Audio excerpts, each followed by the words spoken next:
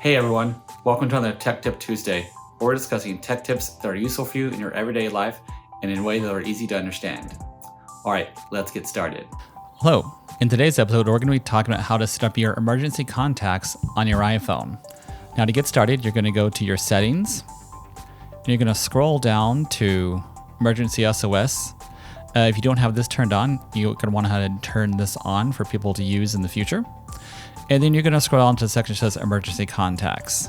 Click on edit emergency contacts in health. Click edit in the top right button.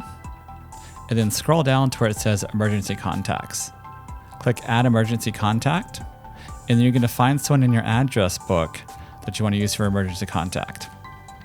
And then you're going to decide on their relationship to you. So we're going to say other. And then that's it. You'll press done. And then they're now going to be that person you selected is now your emergency contact.